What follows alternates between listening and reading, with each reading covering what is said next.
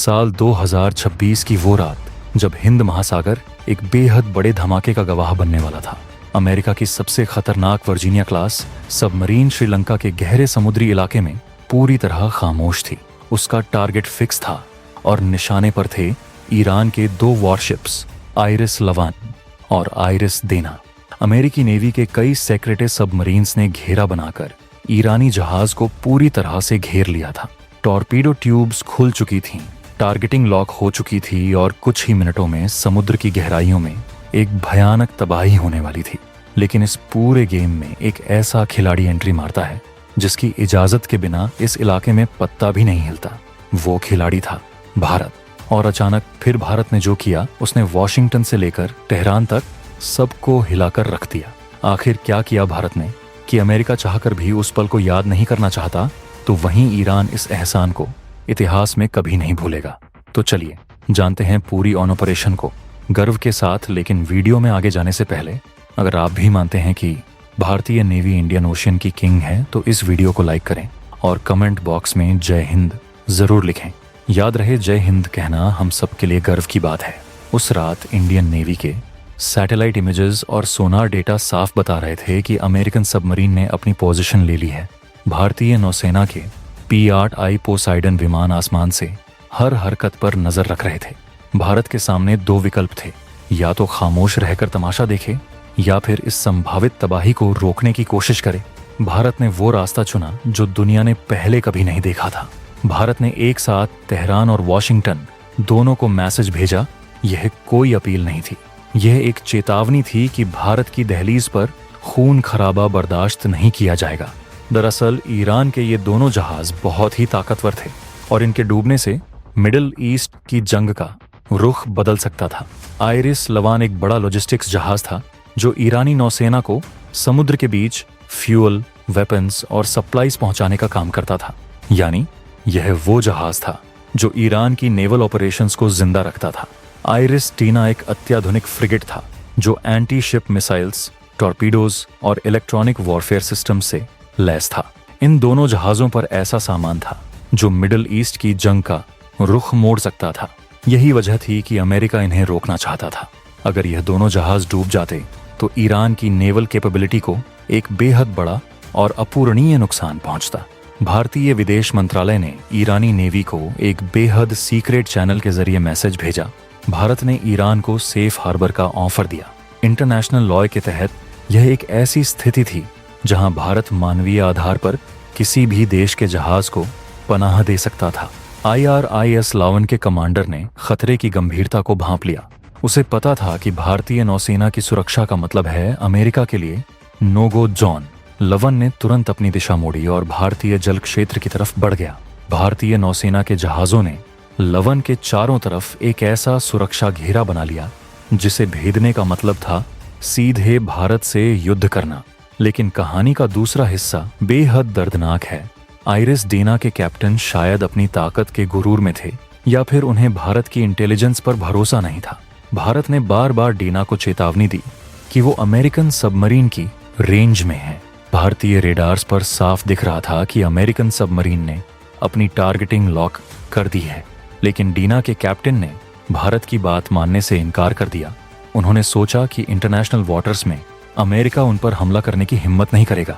यह उनकी सबसे बड़ी और सबसे आखिरी भूल साबित हुई।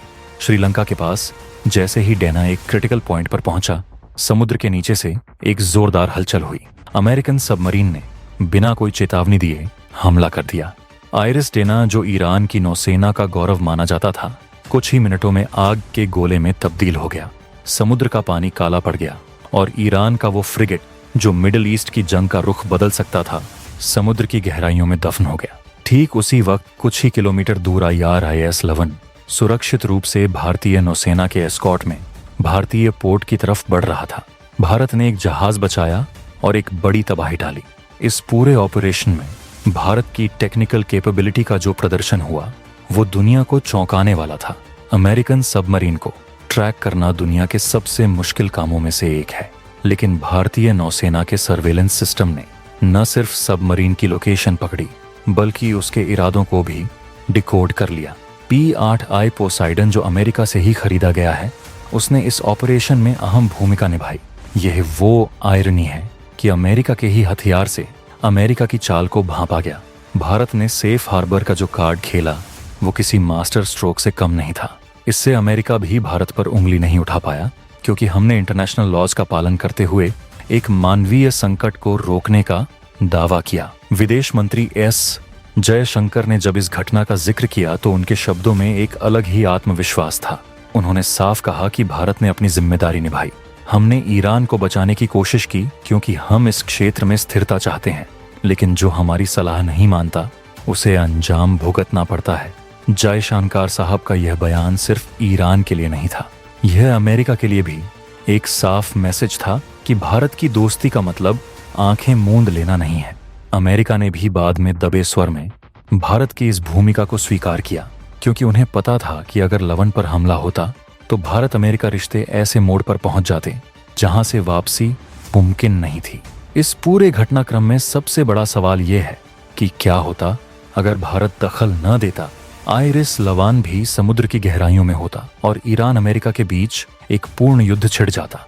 हॉर्मुज बंद हो जाता, तेल की कीमतें आसमान पर पहुंच जाती और पूरी दुनिया की इकोनॉमी एक बेहद गहरे संकट में डूब जाती।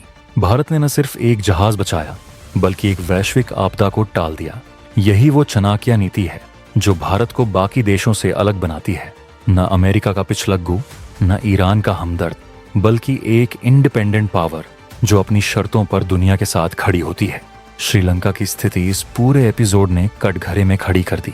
उसके ठीक बगल में यह सब हो रहा था, लेकिन वो पूरी तरह बेबस था। चाइना ने श्रीलंका में अपने पैर जमाने की बहुत कोशिश की है, Hambantota port, belt and road investments, लेकिन जब असली संकट आया तो न चाइना काम आया न श्रीलंका खुद कुछ कर पाया। काम आया तो सिर्फ भारत का वो अटूट भरोसा और ताकतवर नौसेना। यह चाइना के लिए एक बेहद बड़ा झटका था। उसने अरबों डॉलर लगाकर हिंद महासागर में इन्फ्लुएंस खरीदने की कोशिश की, लेकिन जब वक्त आया तो उसकी सारी इन्वेस्टमेंट बेकार साबित हुई। हिंद महासागर में असली बॉस कौन है, यह दुनिया को एक बार फिर साफ हो गया। आइरिस लवन का भारतीय पोर्ट पर लंगर डालना एक ऐतिहासिक पल था ईरानी क्रू को। भारत ने जो सुरक्षा और सम्मान दिया उसने दोनों देशों के रिश्तों में एक नई जान फूंक दी। चबाहार पोर्ट में भारत का इन्वेस्टमेंट, INSTC कॉरिडोर में भारत की भागीदारी और अब यह नेवल रेस्क्यू, ये सब मिलकर भारत ईरान रिश्तों को एक नए मुकाम पर ले जा रहे हैं। सऊदी अरब, UAE और ओमान जैसे देशों ने देखा कि भारत किस तरह संकट के समय अपने पार्टनर के साथ खड़ा रहता है। चाइना की मीठी बातों से ज्यादा भारत की ठोस कार्रवाई पर इन देशों का भरोसा बढ़ा है। जयशंकर साहब सही कहते हैं, हम जब चुप होते हैं तब भी हमारी नजरें उतनी ही पैनी होती हैं जितनी शिकार पर झपटने वाले बाज की। चैनल को सब्सक्राइब करें, वीडियो को लाइक करें और कमेंट बॉक्स में जय हिंद जरूर लिखें। मिलते हैं अगले वीडियो में। जय हिंद, जय भारत।